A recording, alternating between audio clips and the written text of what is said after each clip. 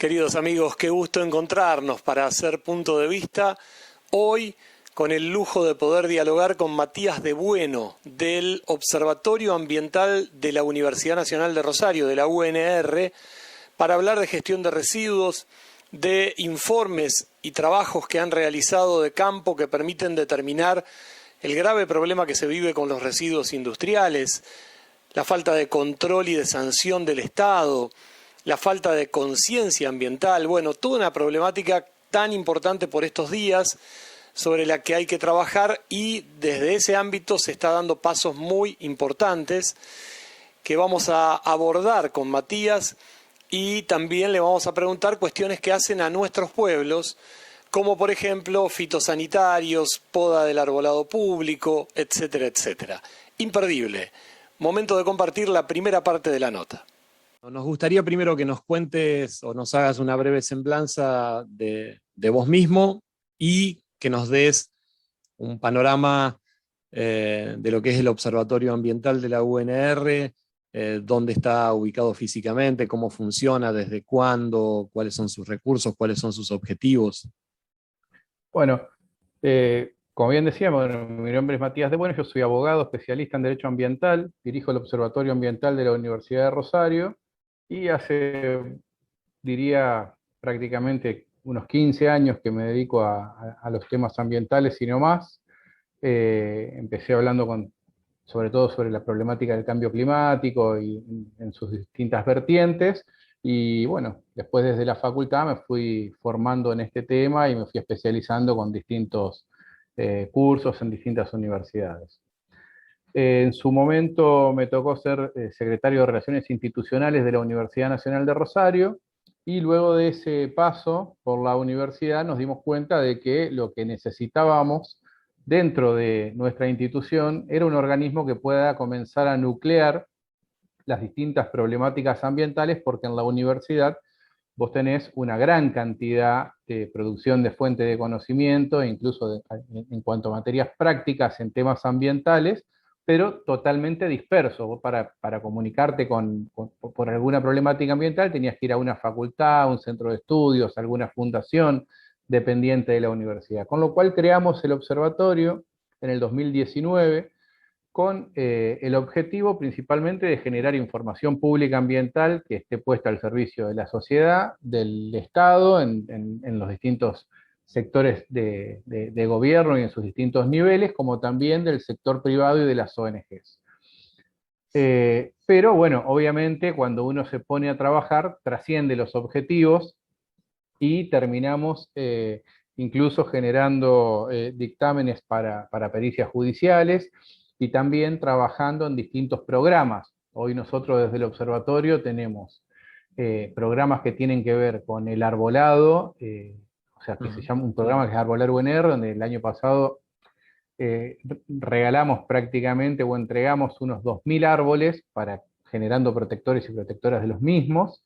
Un programa que tiene que ver con la recuperación de residuos eléctricos y electrónicos, otro que tiene que ver con la recuperación de plásticos, otro que tiene que ver con la educación ambiental, y en lo que respecta en particular a uno de los temas que nos convoca, empezamos a realizar un estudio concretamente en una alianza estratégica con la Universidad de Buenos Aires, que tiene que ver con evaluar cuál es la generación y la cantidad o el índice de tratamiento en cuanto a los residuos peligrosos que se generan en nuestro país. Excelente. Y justamente sobre el tema residuos peligrosos, la preocupación que ustedes han dejado trascender, que han comunicado, es que dan con que solo un 10% de la gran cantidad de empresas que generan estos recursos cumple con las normativas que hacen al cuidado ambiental. ¿Con qué herramientas pueden salir ustedes y convocar al resto de los sectores involucrados para que esto mejore en el corto plazo? Principalmente nuestro rol fundamental tiene que ver con la generación de la información pública que actualmente devenía inexistente. Lo que realizamos fueron una serie de informes que van a continuar, porque esto no es una foto, sino que es un proceso, es una película. Sí, sí, donde sí, vamos sí. a ir evaluando si esto mejora, si esto empeora, pero permanentemente lo que queremos hacer es tener el estudio concreto sobre cuáles son la cantidad de residuos que se tratan en comparación con la cantidad de residuos que se generan. En un primer estudio eran más de 32 millones de toneladas los residuos que se generaban, con un 3,2 solamente de tratamiento, lo cual es absolutamente una barbaridad, y de eso no se tenía ningún tipo de conocimiento. Al generar esta información pública que se pone a disposición de las autoridades de aplicación y también se pone en alerta a la sociedad en su conjunto y al sector privado, lo que vemos es que hay una gran falta de conciencia por parte de los generadores, no solamente porque en algunos casos no se dan cuenta de lo que están provocando, sino que en otros hay una compulsiva estrategia de ahorro de costos Claro. y de la no incorporación de estos costos en el sistema de producción. Ahora, lo que también hemos alertado y que nos preocupa mucho más todavía, tiene que ver con la falta de controles por parte de las autoridades de aplicación y la falta de incentivos a las de políticas públicas que puedan paliar esta situación. Entonces, ¿qué es lo que nosotros entendemos y lo primero que generamos como propuesta? Pensemos que estamos en una primera etapa donde durante este primer año en que trabajamos pudimos generar una información muy valiosa. Ahora, si nosotros la ponemos en conocimiento, en el caso de que no se recoja el guante, intentaremos pegar mucho más en la tecla y en Claro. algún punto sí se puede convocar desde la acción del observatorio, si bien no es la competencia específica que tenemos, pero nos sentimos un actor social de relevancia como para poder también convocar a los distintos sectores, léase público, privado y organizaciones de la sociedad civil. Creemos que con esta información hay que, primero, generar mayor cantidad de inversión en los presupuestos provinciales y nacionales para las cuestiones ambientales, porque hoy es inexistente, al punto tal que el propio Ministerio de Ambiente tiene resoluciones firmadas por su ministra donde plantean de que menos del 1% de las empresas que producen justamente impactos ambientales tienen su certificado de actitud ambiental en regla, y esto se debe a falta de presupuesto para poder ejercer los controles por sobre este tipo de industrias de producción. Y por otro lado, creemos que hay que pensar políticas creativas que le permitan a las empresas generar programas de reconversión industrial, por un lado, generando menor cantidad de contaminación, pero por otro lado, cuando se genera, tener la posibilidad de tratar estos residuos e incrementar sustancialmente el tratamiento de estos residuos. Matías, en estos alrededor de 15 años en los que te involucraste de lleno en la temática ambiental, eh, ¿notás que efectivamente se va generando una mayor conciencia, se van dando pasos importantes o te va decepcionando el paso del tiempo a partir de encontrar tantas dificultades, tantas trabas, tan poco involucramiento de nuestro Estado nacional y provincial y de de los propios municipios o comunas en esta temática y en esta problemática tan importante? Es una pregunta muy profunda la que estás haciendo, y en realidad te diría que creo que el 90% de las personas que trabajamos en la problemática ambiental tenemos muy pocas posibilidades de desilusionarnos, porque si no, no trabajaríamos este tema. Porque realmente yo creo que el aumento de algún tipo de conciencia viene por minorías que intentan instalar la problemática, que son las que generalmente ven el problema, y por una necesidad al ver a que no hay una salida por otro lado, porque la gente, te voy a poner un ejemplo, acá en Rosario se desató muy fuertemente el tema de los humedales, pero ¿cuándo se desató el tema de los humedales? Cuando se prendieron fuego, cuando Incendio. se incendiaron.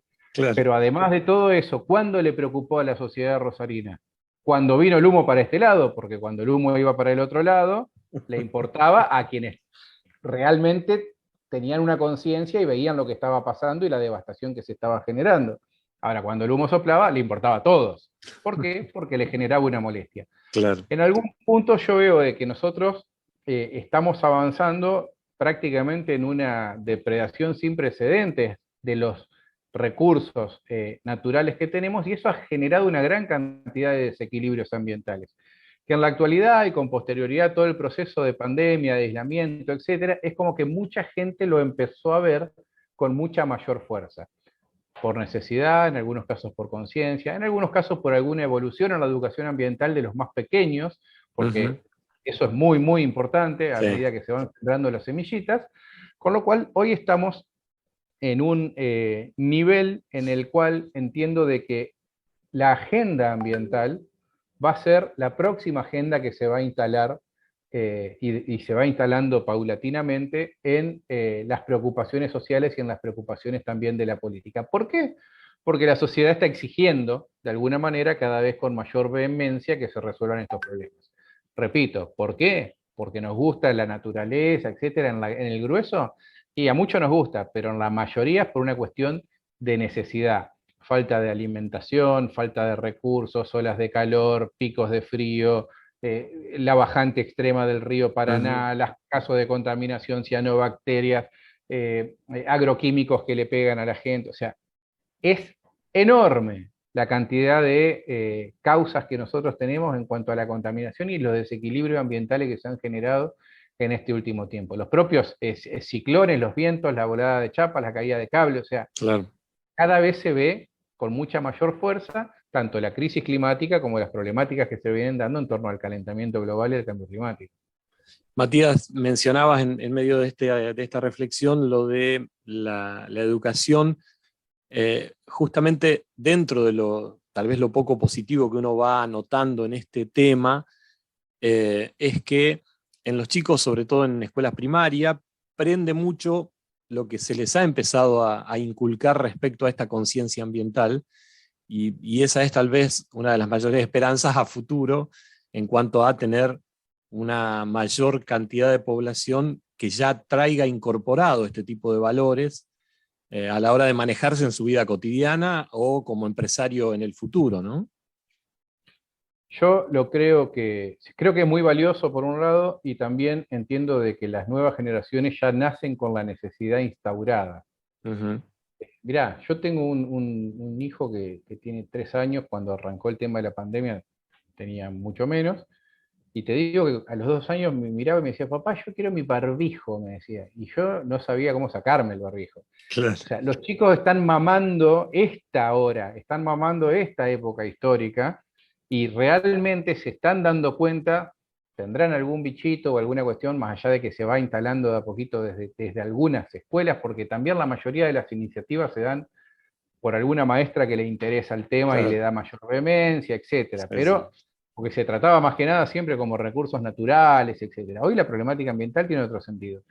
Y el tema es que los chicos, si no tienen con esa conciencia para poder transformar la realidad que nosotros les estamos dejando, más allá de que nuestra función va a ser dejar instaurado todos los canales institucionales y todas las herramientas suficientes para que con posterioridad las puedan gestionar y lograr las transformaciones que se necesitan, se van a quedar sin un lugar a donde vivir. Entonces yo creo que ahí la propia necesidad también, como especie estoy hablando, nos está llevando a que las nuevas generaciones vengan con ese chip. Por eso a mí me preocupa mucho el daño que se le genera a los chicos que no tienen una educación básica, porque hay muchos que están peleándole a día hasta por poder comer. ¿Y cómo le vas a pedir a ese chico que tenga una formación, que tenga una conciencia, que pueda transformar alguna realidad si tiene hambre? Entonces, hay distintos grados de responsabilidades y ya desde la juventud venimos marcados, desde los chiquititos. Quienes tienen la posibilidad de acceder a una educación, se pueden formar, se pueden nutrir, seguramente van a tener que llevar adelante con mayor vehemencia y con mayor grado de responsabilidad los desafíos que se vienen para el futuro. Y nosotros vamos a tener que ver cómo ponerle un corte a esta problemática, porque hoy que estamos hablando de que tenemos que lograr que el planeta no se caliente en más de 1,5% en todos los foros, París, Glasgow, etcétera, toda la política, todos los grandes líderes de los distintos estados planteando esto, también se está hablando de una posibilidad de una guerra entre Rusia y los países aliados, etcétera, por tierra, digamos, por recursos naturales en los que no nos ponemos de acuerdo. Y cuánto mal nos haría a todo el mundo que explote una guerra de determinadas magnitudes, que yo siempre lo planteo y lo pongo como una de las causas que no se contabiliza en cuanto a lo que tiene que ver con las problemáticas del calentamiento global. Valenciano Escuelas y Perfumería. Cursos básicos y perfeccionamientos. Venta de productos profesionales y al público. Escuela en Mitre 1357, teléfono 447-2928. Distribuidora en Mitre 1399, esquina 9 de Julio, teléfono 449-7769. Seguinos en Instagram, @valencianoescuelas. Más info en www.valencianoescuelas.com. Doctor Luciano Lopícolo, médico cardiólogo. Atiende en Isaprec, Casado 1958, planta baja, Casilda. Turnos al 03464 426 444 o 427 915. Complejo Rumipal. En el corazón del Valle de Calamuchita. En las sierras de Córdoba. Margarita Apart Hotel. Cabañas La Felicidad de Román, Hotel Tato y Frank. Te brindamos todos estos servicios: Wi-Fi y TV LED, seguridad las 24 horas, ropa blanca, ascensor, somier king size, calefacción central, aire acondicionado, teléfono, cocheras techadas. Reservas al 3413-001-362. Complejo Rumipal, donde todo es armonía.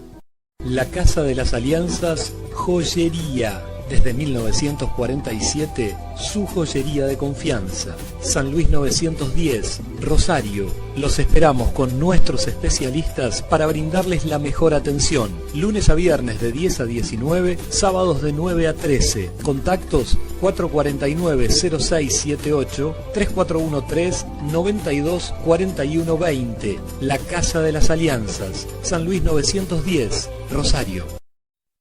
Nosotros elegimos estación de servicio El Paso, ruta AO12 y ruta 25S en Alvear. Combustibles YPF y lubricantes Gulf. Playa y venta de combustibles las 24 horas. Nuestro minibar abierto de 6 de la mañana hasta la medianoche. A metros de la General Motors, a metros de la autopista Rosario-Buenos Aires, estación de servicio El Paso.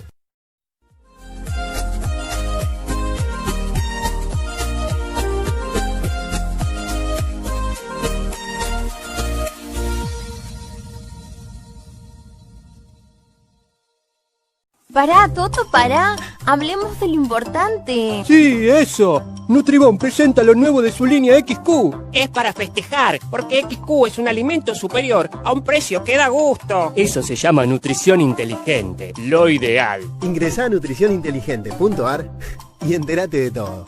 Nutribón, les hace bien. Eso, siempre nos hace bien. Distribuidor oficial para el sur de Santa Fe, en Zavalla, Patricia Boletini, 3464-550-479.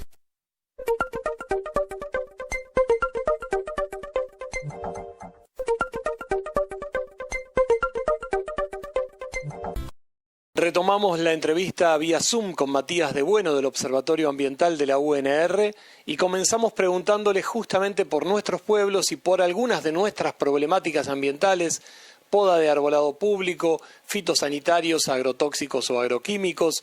Vean qué interesante lo que charlamos con él. Matías, en nuestros pueblos, te puedo citar Zavalla, Álvarez, Alvear, Aceval, Soldini, Piñero, Coronel Arnold, bueno, toda nuestra región, en general lo que definimos como parte del Gran Rosario, hay problemáticas muy puntuales que perduran en el tiempo y que generalmente o están muy descuidadas o a su vez generan polémica. Mencionaste antes el arbolado público, en algo en lo que ustedes se han involucrado, y en nuestros pueblos pasa que o no está claro cuándo se poda, cómo se poda, quién poda, la manera en la que se lo hace, suele ser un problema permanente. Y el otro tema, tal vez más importante aún, es la aplicación de fitosanitarios o de agrotóxicos, depende de dónde nos paremos, cómo lo mencionemos, la distancia del radio urbano, algo que sigue sin estar claro ni regulado como corresponde, que cada lugar toma una determinada política en función de lo que decide su propio gobierno local, porque no hay una normativa provincial ni nacional que esté clara en este sentido. De parte de ustedes, ¿qué mirada tienen sobre puntualmente estos dos temas? Bueno, con respecto al primer tema, la competencia para la poda del arbolado público la tiene pura y exclusivamente el municipio, y existen incluso leyes que protegen los árboles y existen procedimientos y formas de hacerlo, con lo cual quien poda es quien lo tiene a cargo del municipio, lo debe hacer en la época que se tienen que hacer y de la forma que se tienen que hacer, y si no, bueno, ahí habrá algún incumplimiento por parte de algún funcionario público que tendría que ser pasible de sanciones. Lo que pasa es que así como las normativas existen, tiene que haber alguien que pida que se cumplan. Claro. Exactamente. Y en ese caso, siempre quienes mejor o quien más llevan adelante ese tipo de controles son las organizaciones de la sociedad civil que se conforman específicamente para generar los diferentes tipos de cuidado. Así que ahí entiendo que es muy importante generar mayor crecimiento de estas organizaciones, generar participación ciudadana, normativas, procedimientos, reglas, formas de establecer participación existen, están vigentes, son obligatorias, y aparte los funcionarios tienen que incorporar en todas sus decisiones administrativas la visión ambiental de la problemática y todo lo que puede suceder, y aparte tienen que abogar por el desarrollo sostenible. En cuanto al segundo tema, hablar de esto en la actualidad, más allá de que suene un cliché todo lo que tiene que ver con el cambio de modelo productivo, hasta con el actual modelo productivo, te digo que no tiene ningún tipo de lógica lo que sucede, porque existen distintos tipos de fitosanitarios o agroquímicos, como lo quieras llamar, o agrotóxicos, que tienen también procedimientos de implementación, donde existen distintos profesionales, ingenieros agrónomos, etcétera, que te van a plantear o ese tipo de producción, o distintos y nuevos tipos de producción que ya son mucho menos nocivos y más amigables con el ambiente. Existen en todos los lugares también reglamentaciones, fallos, etcétera, que plantean distintas distancias, con lo cual lo que sucede hoy en cuanto a la negligencia en la forma de gestionar el ambiente, y en el caso de lo que vos planteabas, la producción, es absolutamente delictivo, y en el caso de que genere algún tipo de contaminación, de enfermedad, de daño, tanto al ambiente como a las personas, tiene total y absolutamente responsabilidades que tienen que ver con quienes tienen a cargo la gestión de esa producción, como así también quienes son los dueños de los terrenos, como así también quienes llevan adelante los arrendamientos. Con lo cual, yo, si fuera un productor, no me arriesgaría a trabajar y hacer las cosas de manera negligente, sea en la aplicación de los fitosanitarios, en el momento en que se van a aplicar, en las quemas para poder generar los rebrotes, etcétera. Porque todo tiene un procedimiento, una forma, y existen profesionales especializados para poder asesorar. Lo que pasa es que, claro, eso cuesta dinero. Y bueno, pero es parte, igual que el tratamiento del residuo peligroso, es parte de ese sistema de producción. Y ahí muchos dicen, bueno, pero llegamos de casualidad a cubrir costos o ganamos menos. Bueno, ahí es donde tienen que sentar a todas las partes, tiene que estar muy fuerte la sociedad para pedir que se proteja a la gente, que se proteja el ambiente. La empresa tiene que seguir produciendo, obviamente, porque hay que generar dentro del ambiente también, forma parte de la generación de recurso económico, porque si no se genera mayor cantidad de pobreza. Pero también tiene que estar el Estado, por un lado, controlando que el procedimiento sea el adecuado, pero generando incentivos, generando políticas que permitan a la producción transformarse y hacer las cosas de buena manera. Hay empresarios honestos, muy buenos, que hagan las cosas bien, y hay otros que realmente son un desastre, y lo mismo pasa en la política, y lo mismo pasa en las distintas organizaciones. Es la historia de la sociedad, digamos. Matías, una última pregunta. Si tenés presente, tanto en nuestra zona, como en el país, o como en el mundo, algún ejemplo de buen trabajo ambiental, sea de una organización, de una empresa, algo que conozcas que puedas decir, este es, no sé si el modelo, pero bueno, un ejemplo a seguir o algo que donde se está haciendo bien las cosas, se está trabajando bien? Bueno, me tengo que inclinar principalmente por las organizaciones de la sociedad civil, claramente. Nosotros tenemos allegados, conocemos distintas organizaciones que tienen que ver con ambientalistas de Baigorria, que trabajan y protegen muy fuertemente lo que tiene que ver con la isla de los mástiles, con trabajos de educación ambiental, con protección, etcétera. Hay organizaciones, una organización muy nuevita que se conformó en Andino, que están trabajando muy fuerte para la protección del arbolado, que tiene un nombre que no es en castellano, digamos, Ayaquili es medio extraño. Obviamente todo lo que tiene que ver con la multisectorial humedales, y después, claro, hay empresas que forman parte del Pacto Global, y yo no quiero estar haciendo una propaganda empresarial, digamos, pero forman parte del Pacto Global de Naciones Unidas, donde se trabajan con distintas acciones de responsabilidad social empresaria en distintas líneas que tienen que ver con la protección ambiental, el cumplimiento de los estándares laborales, la ética en un proceso de combatir la corrupción y la protección de los derechos humanos, en donde yo también englobo el ambiente. Entonces hay una gran cantidad de empresas que también algunas forman parte del pacto como una cuestión de lavado de cara. Eso pasa en todos los lugares del mundo, que se generan también acciones de responsabilidad social, pero muchas trabajan muy seriamente, forman parte de la mesa directiva, generan sus aportes y reproducen, obviamente, esta lógica de trabajar de manera socialmente responsable, hoy apuntando al cumplimiento de lo que se llama la Agenda 2030 para el Desarrollo Sostenible, que es una agenda que ya está muy desdibujada, que ha quedado muy atrás, pero que sí ha marcado grandes puntos o grandes hitos hacia dónde avanzar. Lamentablemente las Naciones Unidas han fracasado en lograr implementar estos puntos, como los objetivos del desarrollo del milenio o como los grandes acuerdos climáticos, pero lo que pasa es que las Naciones Unidas, no como organismo, sino como países en general, no han terminado de ponerse de acuerdo, y parece que las discusiones que se dan en estos lugares, en estas convenciones, digamos, fueran para la tribuna, porque después, como te digo, sálvese quien pueda, y lamentablemente no se terminan de implementar las situaciones. Hay mucho recurso que existe, que está disponible, hay que buscarlo, hay que encontrarlo, y luego hay que gestionarlo para poder implementar desde los territorios, porque todo lo que pasa en el mundo desde la estratosfera, digamos, lamentablemente es muy difícil que se implemente en cada lugar.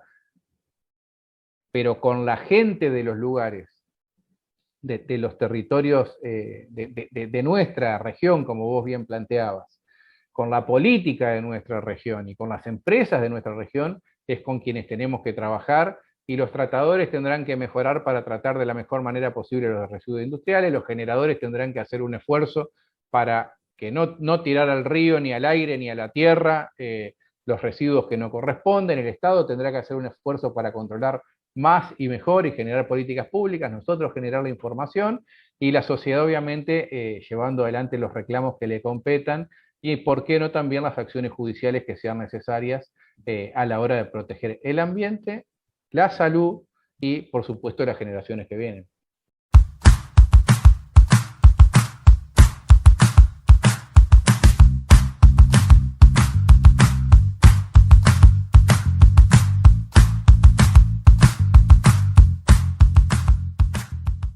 Gracias a Matías de Bueno por su predisposición, por haber podido abordar toda esta problemática que seguramente profundizaremos en próximas entrevistas. Es todo por hoy. Será hasta nuestro próximo encuentro. Muchas gracias.